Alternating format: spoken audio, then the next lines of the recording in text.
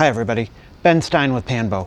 Here to take a look at the physical construction of the Blue Heron Extreme Series 100 amp hour 12 volt battery. We've done some pretty extensive performance testing on the battery. We've seen the performance results live up to that extreme name. Charge and discharge rates well in excess of 1C without any real troubles from the battery. So definitely encouraging results there. Now let's take a look at the physical construction of the battery. Let's get a sense of how it's put together, the component selection. We'll take a look at the BMS. We'll take a look at the cell pack, the cell selection, as well as how those cells are physically held within the battery. And we'll go from there.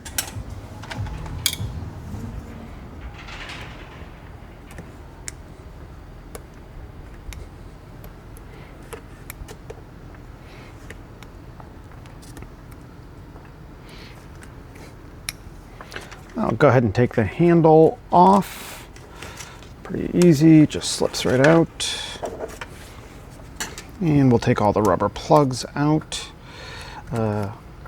Deutsch terminal puller actually comes in pretty handy when it's time to yank the little rubber grommets.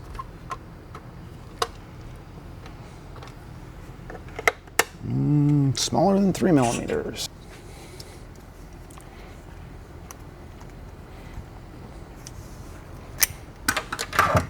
2 mil.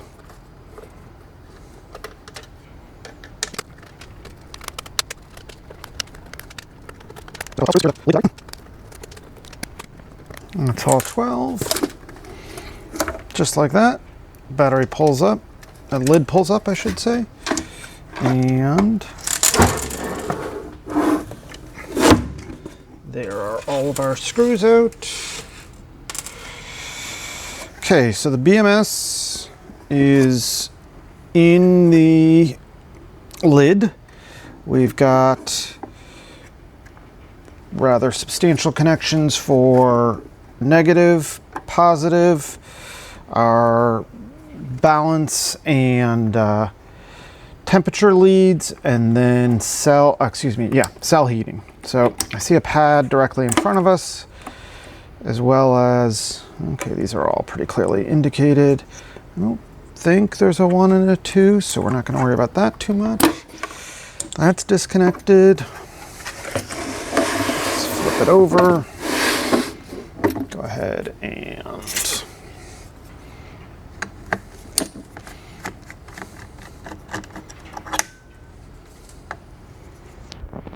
back off the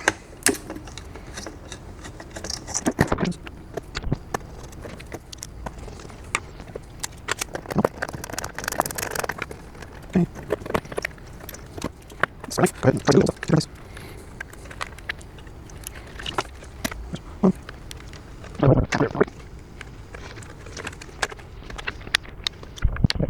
We're out. 6 screws that hold the cell pack in.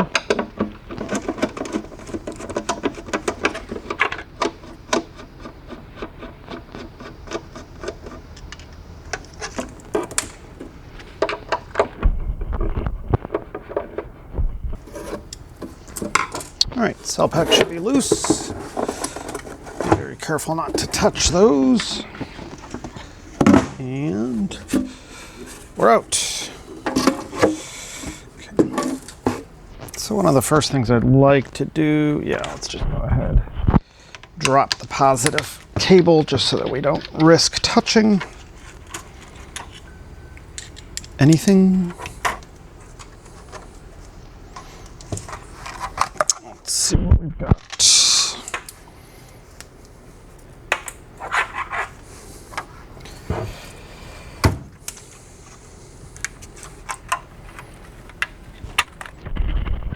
Little plastic bits. Pop those out. They appear to be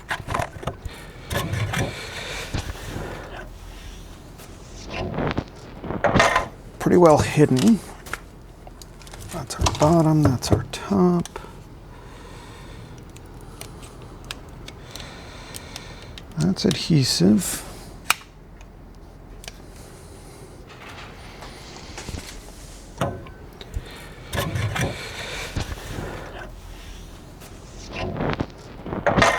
pretty well hidden. That's our bottom, that's our top.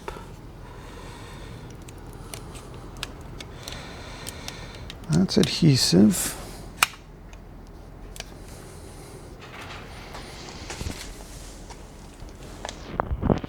There's the QR. Okay. Very delicately.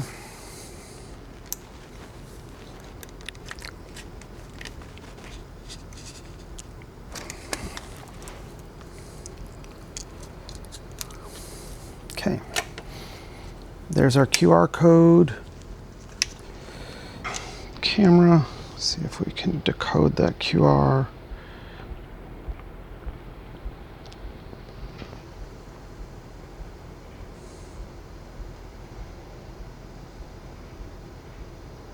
There we go. So what we have is Ganfeng cells with a 19th of March of 24 manufacture date. I've had this battery a little while, so this particular battery was made in May of 24, so 2 months later. That's perfectly fine in my mind. So pretty nice fresh cells. Don't have a model on the cells yet. All right, so continuing to look at the cells, what we see is pretty substantial strapping, 2 heating pads. The battery was in like this, so we had one we have one pad on the top, one on the bottom. It's a 4-cell prismatic configuration. Temperature sensors are, you know, maybe you'd rather see, I mean, I kind of feel like you'd rather see the temperature sensors not both on the positive side of the battery, the left side as it faces me, but certainly not the end of the world. Heating top and bottom. Pretty substantial cell compression with a little piece of foam in between. And that kind of looks like that for the battery. Pretty straightforward. Let's take a look now at the BMS itself. So BMS is mounted directly in the lid, so that heat sink, that piece of aluminum that comes through the lid, is directly connected to the BMS itself. We've got our CAN ports onto the BMS through the lid, our heater leads, and then the positive lead into the battery, and then the power switch over here, as well as the LED array. These are all fuses, SMT fuses, surface mount fuses. Our resistor bank over here, and then the FETs are going to be under that heatsink. Let's go ahead and pop the heatsink off and take a look at what we've got and how many.